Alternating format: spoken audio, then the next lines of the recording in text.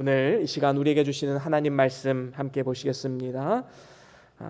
요한복음 12장 1절에서 3절까지 말씀입니다. 요한복음 12장 1절에서 3절입니다. 우리 다 같이 한 목소리로 함께 합독합니다. 시작. 6월절 엿새 전에 예수께서 베다니에 이르시니 이곳은 예수께서 죽은 자 가운데서 살리신 나사로에 있는 곳이라. 거기서 예수를 위하여 잔치할세.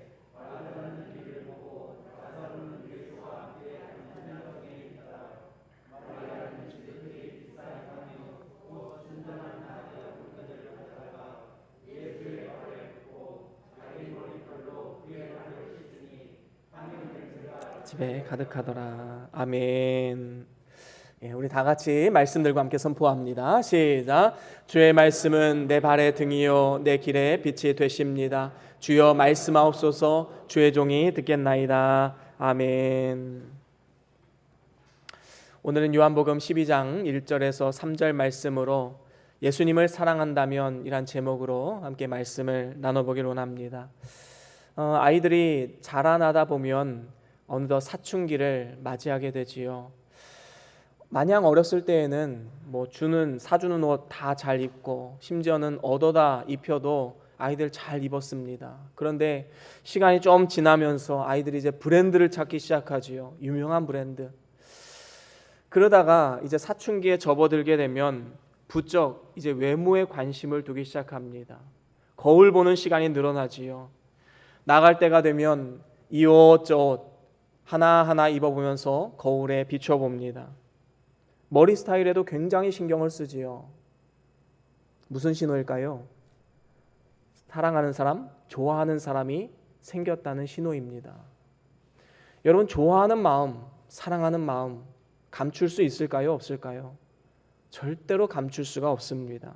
어떤 모습으로라도 드러나게 되어 있는 것이지요. 그런데 이러한 현상들은 영적인 모습에서도 나타납니다. 우리가 예수님의 은혜에 감사하고 예수님을 사랑하고 주님의 몸된 교회를 사랑하는 마음 감출 수 있을까요? 없을까요? 감출 수 없습니다. 사랑한다면 어떤 모습으로라도 우리의 삶을 통해 증거되고 나타날 수밖에 없는 것이지요. 제 신학교 동기분들 중에서는 그래도 한국에서 살면 남들보다 평안하고 잘 살 수 있는 직업을 가진 분들이 있습니다. 의사, 또 교수님, 이런 분들이 있습니다. 그런데 이런 분들이 다 지금 아프리카, 동남아 선교를 가셨어요. 한국에서 살면 평화롭고 풍요로운 삶을 살아갈 수 있음에도 불구하고 그렇게 오지에 가서 선교 활동을 할 수 있는 이유, 예수님을 얼마나 사랑하는지를 그들의 삶을 통해서 증거하고 있는 것이지요. 그렇다고 해서 지금 여러분들이 생업을 다 포기하고 나아가서 저 오지에 가서 선교하라 이런 말씀 드리는 것이 아닙니다. 우리가 성도로서 기본적인 것이 무엇입니까? 바로 예배 생활입니다. 바로 이 예배 생활을 통해서도 우리가 하나님을 얼마나 사랑하는지를 나타내 보일 수가 있는 것입니다. 우리의 작은 생활 습관, 우리의 작은 영적인 습관들 하나하나를 통해서 내가 하나님을 얼마나 사랑하는지, 예수님을 얼마나 사랑하는지 나타내 보여주고 있는 것입니다. 그래서 예배 생활만 잘 보더라도 그 사람이 하나님을 얼마나 사랑하는 사람인지를 알 수 있는 것이지요. 여러분, 세상적인 관점에서 보면 예배는요 정말로 시간 낭비입니다. 그 예배 시간에 돈을 벌면 더 많은 수익을 창출할 수 있고 그 예배 시간에 취미 생활을 즐긴다면 더 인생을 즐겁게 살아갈 수 있을 것입니다. 하지만 우리가 이 거룩한 낭비를 하는 이유가 무엇입니까? 세상이 보기에는 낭비이지만 우리가 보기엔 거룩한 낭비이지요. 이유가 무엇이지요? 하나님의 사랑, 그리스도의 사랑을 알고 있고 또 예수님을 사랑하는 마음이 있기 때문에 기꺼이 우리의 시간과 물질을 들여서 이 예배에 나올 수 있는 것입니다. 하나님께서 우리 예배를 받으시기에 합당하신 분이시고 그 안에 참된 기쁨과 행복이 있고 하나님의 능력을 받아 누리는 그런 놀라운 시간이 예배이기 때문에 우리는 예배를 소홀히 할 수가 없는 것입니다. 예배뿐만 아닙니다. 기도 생활, 헌금 생활, 모든 신앙 생활이 마찬가지입니다. 우리가 얼마나 하나님을 사랑하고 예수님을 사랑하는지, 그리고 주님의 몸된 교회를 사랑하는지 그 마음을 숨길 수가 없는 것입니다. 우리의 삶을 통해서 나타나고 고백되어질 수밖에 없는 것이지요. 예수님을 사랑한다고 말하면서 예배 생활이 무너지고 기도 생활이 무너지고 헌금 생활이 무너진다면 그것은 외식하는 신앙, 그것밖에 되지 않는 것입니다. 저는 오늘 여러분들을 향한 소망이 있습니다. 그것은 우리가 심겨진 그곳에서 우리가 얼마나 주님을 사랑하는지 우리의 삶을 통해 그리스도의 향기가 나타나고 다른 사람들에게 선한 영향력을 끼치는, 그래서 우리의 삶을 통해 증거하고 나타내는 그러한 삶을 살아가는 것입니다. 이를 위해서 우리가 과연 어떠한 삶을 살아가야 하는가, 거기에 대해서 이제 우리에게 주신 이 롤 모델들이 오늘 본문 말씀에 나옵니다. 롤 모델이 아니라 롤 모델들이라고 말한 것은 오늘 말씀의 등장인물이 3명이기 때문입니다. 바로 이 3명의 등장인물을 통해서 우리가 예수님을 정말로 사랑한다면 어떠한 모습으로 나아가야 되는지 우리가 함께 살펴보기를 원합니다. 오늘 본문에 보면 예수님을 사랑했던 한 가정이 소개되고 있습니다. 바로 나사로 가정이지요. 예수님께서는 나사로를 비롯한 이 3남매를 굉장히 사랑하셨습니다. 그래서 가끔 그 집에 가셔서 식사도 하시고 은혜로운 말씀도 들려주셨고 죽은 지 나흘이나 지난 이 나사로를 살려주시기까지 하셨습니다. 그래서 이러한 은혜에 감사하는 마음으로 이제 나사로 가정은 예수님을 초청했고 또 이와 더불어 제자들과 사람들을 초청해서 하나님의 말씀을 듣는 이런 귀한 시간을 가졌습니다. 그런데 이 잔치 자리에서 3남매는 각자 다른 모습으로 예수님을 사랑하는 그 마음들을 표현했음을 볼 수 있습니다. 각자 받은 대로, 은사대로, 은혜대로 최선을 다해 섬기는 모습을 통해서 오늘날 우리는 어떠한 모습으로 예수님을 향한 사랑을 고백하고 나타낼 수 있을 것인가, 우리는 한번 생각해 볼 필요가 있는 것입니다. 그래서 예수님을 사랑한 행위, 거기에 대한 첫 번째는 이 마르다의 봉사에 있습니다. 오늘 말씀 2절에 보면 거기서 예수를 위하여 잔치할새 마르다는 이를 보았다라고 말씀하고 있습니다. 이를 보았다는 것은 뭐지요? 열심히 음식을 준비하고 예수님의 그 말씀을 잘 증거할 수 있도록 뒤에서 서포트했다라는 것을 우리는 볼 수 있습니다. 마르다는 성격이 굉장히 활동적이었지요. 그래서 예수님을 위해서 부지런히 봉사했습니다. 예수님을 사랑한 행위를 나타낸 것이지요. 사랑하는 예수님과 그의 제자들을 위해서 손수 음식을 많이 준비했습니다. 대접하는 일로 많은 수고를 했습니다. 그리고 예수님께서도 그런 마르다의 수고를 알아주셨습니다. 그렇습니다. 우리도 역시 이 마르다의 봉사의 정신을 본받아서 남을 대접하고 섬기는 일에 인색해서는 안 된다는 것입니다. 히브리서 13장 1절 2절에 보면 이렇게 말씀합니다. 우리 같이 한번 읽어볼까요? 히브리서 13장 1절 2절 시작.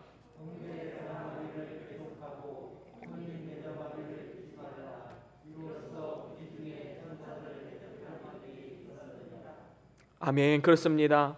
형제 사랑하기를 계속하라. 그리고 손님 대접하기를 잊지 말라. 왜 그렇습니까?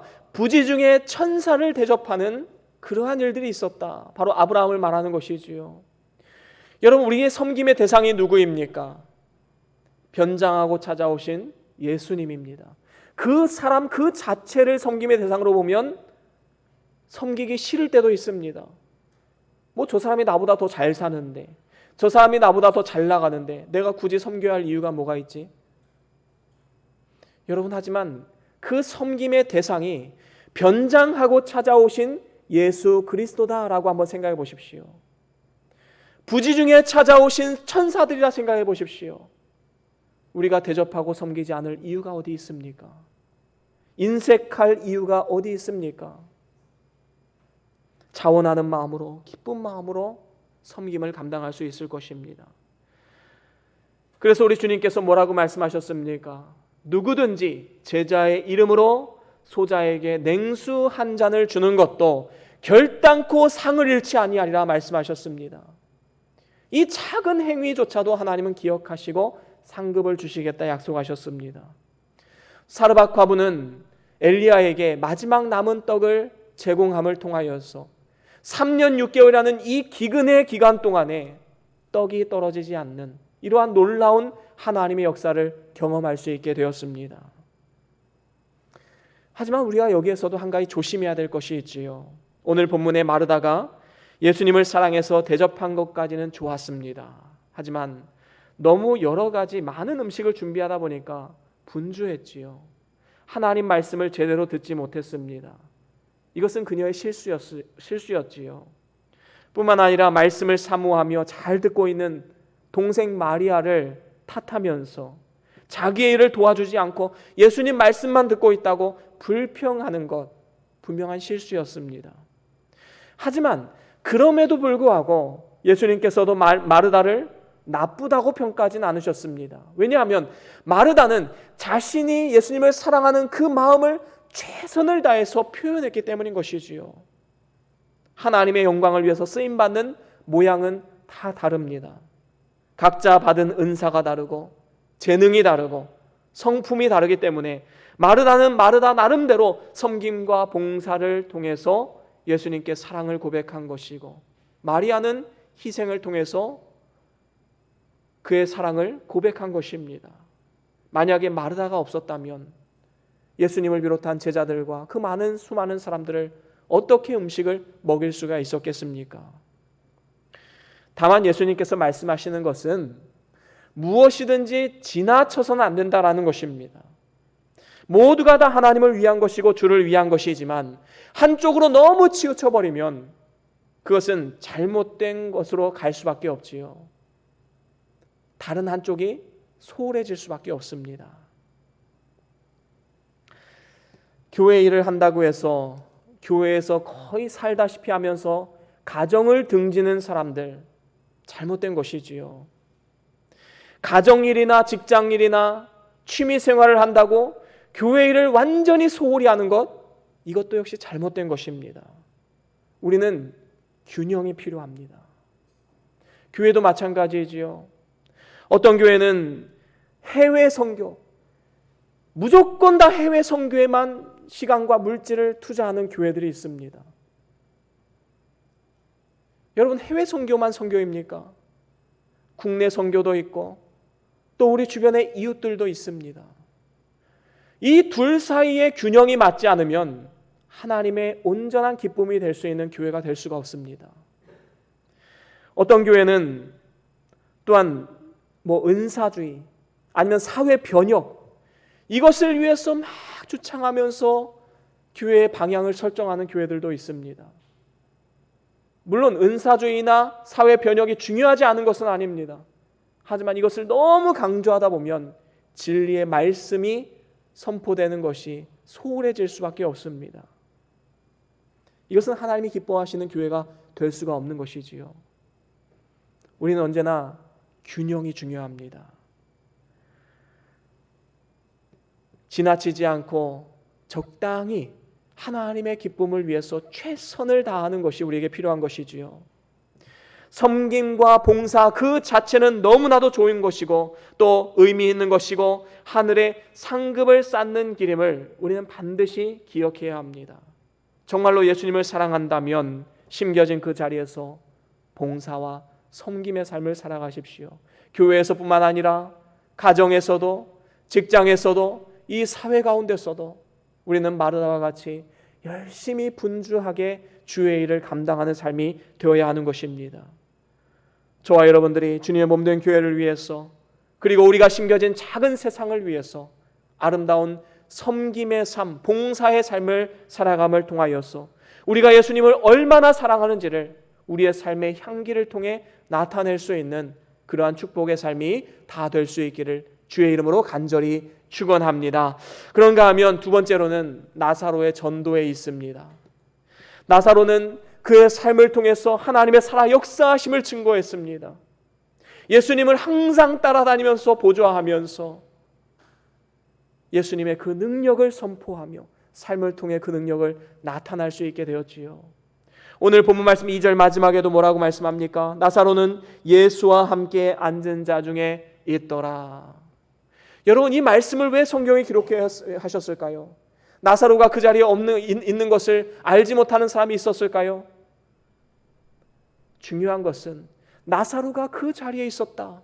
그 자리에서 주는 그 영향력이 무엇인가를 우리는 생각해 볼 필요가 있는 것입니다. 나사로는 죽은 지 나흘 만에 다시 살아난 인물입니다. 그의 삶 자체가 예수님의 능력이고 그 삶을 통해서 선한 영향력이 주변 사람들에게 흘러가게 되었습니다. 그래서 예수님을 생명으로 삼고 더욱더 예수님 말씀을 사모하고 주님이 가는 그 길을 항상 따라다니면서 예수를 증거하는 삶을 살 수 있었던 것입니다. 이 나사로 때문에 많은 사람들이 부활과 생명이 있음을 믿고 예수님을 따를 수 있게 되었지요. 예수님과 함께 앉은 것만으로도 전도의 길이 열리게 된 것입니다. 오늘날에도 마찬가지입니다. 우리가 예수님과 함께 살아가는 것, 예수님과 함께 앉아 있는 것, 그것만으로도 전도의 큰 계기가 될 수 있는 것이지요. 예수님과 함께 앉는다는 것이 무엇이지요? 두세 사람이 내 이름으로 모인 그곳에 나도 함께 하겠다 말씀하신 것처럼 우리가 함께 모임에 힘쓰면서 주의 이름으로 모이는 것을 말합니다. 여러분, 오늘날 코로나19 시대에 정말로 모이기가 힘든 시대를 우리는 살아가고 있습니다. 하지만 그럼에도 불구하고 우리가 이 예배에 힘쓰는 이유가 무엇입니까? 우리가 심겨진 그곳에서 예배자의 삶을 살아가는 이유가 무엇입니까? 바로 우리가 예배에 힘씀을 통하여서 우리의 삶을 통해 우리 주변 사람들에게 하나님의 능력이 나타나고 하나님의 살아 역사하심을 나타낼 수 있기 때문인 것입니다. 우리가 예배에 힘쓰지 아니하고 어떻게 다른 사람들에게 예배에 나오라고 초청을 할 수가 있겠습니까? 전도의 문은 내가 본분을 다할 때, 신앙인으로서 본분을 다하며 살아갈 때 전도의 길도 열리게 되는 것입니다. 코로나19라는 어려움을 만났다고 해서 예배를 완전히 포기해버리고 교회를 그냥 떠나 살면 세상과 사단의 비웃음거리가 될 수밖에 없습니다. 내 그럴 줄 알았다. 이 조그만 시험 앞에서도 너는 무너질 줄 난 알고 있었어. 여러분, 우리 주변에 믿지 않는 사람들, 사단이 얼마나 우리를 조롱하겠습니까? 우리가 이러한 어리석음에 빠지지 않기 위해서는 할 수 있는 범위 내에서 최대한도로 우리는 함께 모여서 하나님을 예배하는 일에 힘써야 되는 것입니다. 이러한 어려움 가운데서도 우리의 믿음을 지키고 예수님의 곁을 지킨다는 것만으로도 우리는 주변 사람들에게 선한 영향력을 끼치는 것이고 하나님의 살아 역사하심을 나타낼 수 있게 되는 것입니다. 이것이 또한 하나의 전도의 방편이 되는 것이지요. 오늘 말씀에서도 나사로는 예수님과 함께 앉아서 열심히 그 말씀을 들었습니다. 예수님은 대접을 받기 위해서 그 자리에 가신 것이 아니라 말씀을 증거하기 위해서 나아가신 것이지요. 그렇기 때문에 이 말씀을 잘 듣는 것이 예수님의 큰 기쁨이 되었던 것입니다. 그렇습니다. 믿음은 말씀을 들음에서 나온다라고 성경은 말씀하고 있습니다. 말씀을 들을 기회는 늘 있지 않습니다. 지금이 바로 은혜 받을 만한 때이고 지금이 바로 구원의 날이라 성경은 말씀합니다. 이번 주는 적당히 하고 다음 주부터 열심히 해야지. 여러분, 내일 무슨 일이 생길지 우리가 어떻게 합니까? 성경은 말합니다. 잠언 27장 1절 우리 같이 한번 읽어볼까요? 잠언 27장 1절입니다. 시작. 너는 내일 일을 자랑하지 말라. 아멘. 그렇습니다. 여러분, 내일은요 내 날이 아닙니다. 하나님께서 붙들고 계십니다. 오늘 우리가 모여 예배하지 않고 전도하지 않으면 그 기회는 날아갈 수밖에 없습니다. 그래서 진정한 그리스도인이라면 오늘 하루를 헛되이 보내지 말고 말씀을 듣고 자라나야 되는 것입니다. 그래야지만 하나님 나라의 복음 운동에 아름답게 쓰임 받을 수 있게 되는 것이지요. 지금 우리는 코로나19로 인하여서 지금까지 우리가 일평생 경험하지 못했던 그러한 일들을 경험하고 이제 새로운 시대를 우리가 맞이하고 있습니다. 하지만 우리가 해야 할 본분, 예배의 삶, 예배에 힘쓰고 믿음으로 살아가기 위해서 우리는 발버둥 쳐야 되지요. 우리의 믿음을 지키기 정말로 어려운 시대가 되었지만 그 가운데서 우리의 믿음의 진가가 나타나게 되는 것입니다. 끝까지 믿음을 지키고 우리의 본분을 다하는 삶, 이러한 삶을 통해서 우리 주변 사람들에게 전도의 문이 열리고 그들에게 선한 영향력을 끼칠 수 있게 되는 것입니다. 우리의 삶 자체가 그리스도의 향기요 그리스도의 편지로서의 삶을 살아갈 수 있게 되는 것이지요. 이러한 일에 아름답게 쓰임받는 저와 여러분들의 삶이 다 될 수 있기를 주의 이름으로 간절히 축원합니다. 그런가 하면 마지막으로 세 번째로는 마리아의 희생에 있습니다. 마리아는 예수님 발 아래 앉아서 그의 말씀을 듣고 참 은혜를 많이 받았습니다. 너무나도 감격했습니다. 그래서 예수님 앞에 나와 300데나리온이나 되는 이 향유 옥합을 깨어서 예수님의 발을 씻기 시작합니다. 전혀 아까움이 없었습니다. 300데나리온이란 이 금액은 얼마나 큰 금액입니까? 한 사람이 휴일을 제외하고 1년 동안 노동을 해서 벌어들인 수입이 바로 300데나리온입니다. 이러한 귀중한 향유 옥합을 깨어서 예수님께 드린 것입니다. 이렇게 마리아는 기쁜 마음으로 희생하는 삶을 살아갔습니다. 그렇습니다. 우리는 너무나도 많은 하나님의 은혜를 입었습니다. 하나님께서 그의 아들과 함께 만물을 우리에게 주셨습니다. 저는 가끔 도솔산을 오를 때마다 참 기쁨이 있어요. 하나님께서 이 자연 만물을 우리에게 주셔서 마음껏 누릴 수 있도록 인도하셨구나. 얼마나 큰 감사입니까? 그 산이 내 산이 아닐지라도 그 산을 누리고 보고 즐길 수 있는 것 하나님의 은혜이지요. 우리가 이 땅을 살아가면서 누리는 모든 것들, 우리가 호흡하고 살아가는 모든 것이 하나님의 은혜입니다. 그 하나님의 은혜를 생각하면, 또한 영육간에 우리의 삶을 지켜주심을 기억한다면 우리가 하나님 앞에 인색해야 할 이유가 무엇이 있습니까? 오히려 더 드리지 못해서 안타까운 것이 바로 우리의 삶인 것입니다. 마리아에게 이러한 마음이 있었기 때문에 자신이 가진 가장 귀중한 향유 옥합을 부을 수 있었던 것입니다. 뿐만 아니라 마리아는 자신의 머리를 풀어 헤쳐서 예수님의 발을 자신의 머리카락으로 씻겼습니다. 여러분, 성경은 여자의 머리카락은 여자의 영광이다 라고 말하고 있습니다. 자신의 영광을 희생시켜 가면서까지 예수님을 섬겼던 마리아의 모습을 우리는 보게 됩니다. 그렇습니다. 하나님의 은혜로 구원받은 성도들은 자기 영광을 구하는 것이 아니라 하나님의 영광을 구하는 삶입니다. 왜 그렇지요? 이유가 로마서 14장에 나옵니다. 우리 같이 한번 읽어볼까요? 로마서 14장 8절입니다. 시작.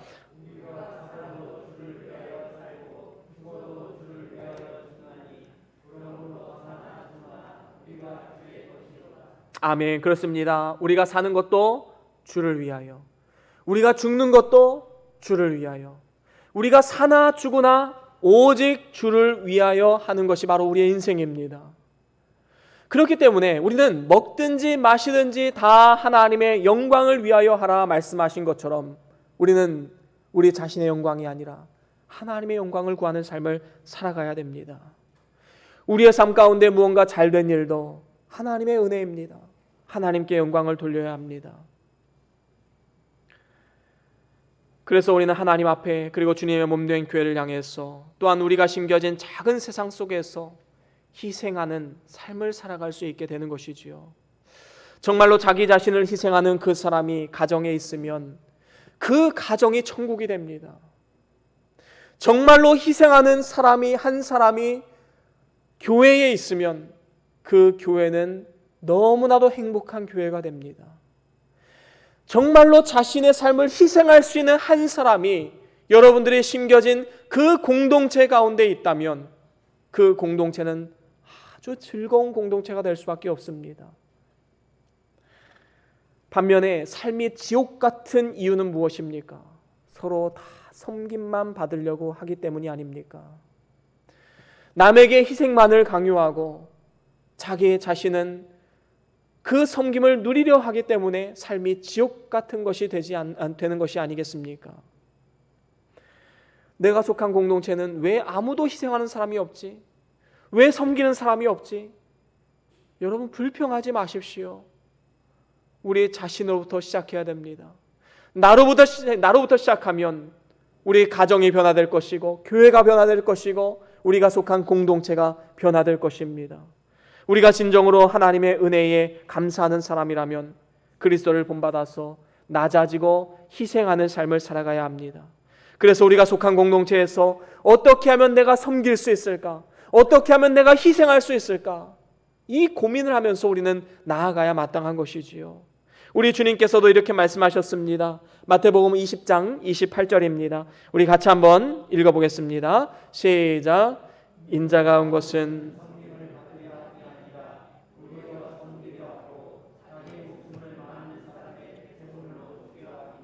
아멘. 그렇습니다. 예수님께서 이 땅에 오신 것은 섬김을 받으러 오신 것이 아닙니다. 섬기려 하고 오히려 많은 사람들에게 대속물로 자기의 생명을 드리기 위해서 오신 것입니다. 그리스도의 희생이 우리 마음 가운데 새겨져 있다면 우리도 역시 그리스도의 남은 고난에 동참하면서 그리스도의 희생에 동참해야 마땅한 줄로 믿습니다. 만약에 예수님께서 희생하지 않으셨다면 어떻게 우리의 구원이 이루어질 수 있었겠습니까? 우리의 행복도 없는 것입니다. 우리의 소망도 없었을 것입니다. 여러분, 우리가 이렇게 안전하고 평안하게 살 수 있는 것은 누군가가 희생하고 섬기는 사람이 있음을 우리는 반드시 기억해야 됩니다. 지난 주일에 교회 오셨을 때 참 교회가 깨끗하다 느낌을 받으셨지요. 왜 그랬을까요? 토요일 날 나오셔서 열심을 다해 청소에 동참해 주셨던, 시간을 들이고 물질을 들여서 주님의 몸된 교회를 사랑하는 마음으로 나와서 섬겼던 많은 분들이 있기 때문에 우리가 이런 걸 누릴 수가 있는 것입니다. 그렇습니다. 내가 속한 공동체에서 나는 어떠한 모습으로 섬길 수 있을 것인가? 그 대상이 누구일까? 내가 희생해야 할 부분이 무엇인가? 우리는 레이더를 높이 세우고 심겨진 그곳에서 어떻게 하면 섬길 수 있을까? 이러한 고민과 기도로서 나아가야 될 줄로 믿습니다. 바로 이러한 삶을 통해서 우리의 삶을 통해 그리스도의 향기가 전해지고 선한 영향력이 흘러갈 수 있게 되는 것입니다. 이제 말씀을 마무리합니다. 정말로 예수님을 사랑한다면 우리의 삶을 통해서 그 사랑 나타날 수밖에 없습니다. 예수님을 사랑했기 때문에 마르다는 봉사로 헌신할 수 있었고, 나사로는 자신의 모든 것을 내어놓고 예수님을 따라다니며 전도에 힘쓸 수 있었습니다. 마리아는 자신의 전부를 다 내어놓고 희생할 수가 있었던 것입니다. 봉사와 전도와 희생, 이 세 가지가 무엇이 더 중요한 것인가? 그건 없습니다. 세 가지의 균형을 잘 이루어야 됩니다. 모두 다 중요한 것이기 때문에 균형이 필요한 것이지요. 초대교회 복음 전파를 위해서 베드로 나름대로 충성을 다해서 유대인들에게 복음을 증거했고, 바울 나름대로 충성을 다해서 이방인들에게 복음을 증거했습니다. 바나바 역시도 그의 성품과 그의 모든 것을 사용하여서 하나님의 사랑을 증거하는, 그의 삶을 통해 그리스도의 향기가 나타나는 삶을 살아가게 되었던 것입니다. 저와 여러분들도 우리가 가진 시간, 물질, 재능, 이 모든 것을 사용해서 하나님의 영광을 위해서 아름답게 쓰임받고 봉사와 전도와 희생의 삶을 살아감을 통하여서 하나님 나라의 지경이 넓혀지고 많은 사람들에게 선한 영향력을 끼치는 축복의 삶이 다 될 수 있기를 주의 이름으로 간절히 축원합니다. 우리 다 같이 오늘 받은 말씀 기억하시면서 우리 잠깐 동안 함께 기도합니다. 여러분, 우리가 하나님을 사랑하고 예수님을 사랑하는 그 마음들이 우리의 삶을 통해 어떻게 나타나고 있습니까? 혹시 그 증거들이 나타나지 않고 있습니까? 이 시간 우리의 삶을 돌아보면서 하나님, 나의 삶을 통해서 예수님을 얼마나 사랑하는지 나타나는 삶이 되게 해주시옵소서. 그래서 우리 자녀들에게 또 우리 주변 사람들에게 선한 영향력이 끼쳐질 수 있도록 하나님 인도해 주시옵소서. 우리 다 같이 잠깐 동안 묵상하시면서 결단하시면서 기도하시겠습니다.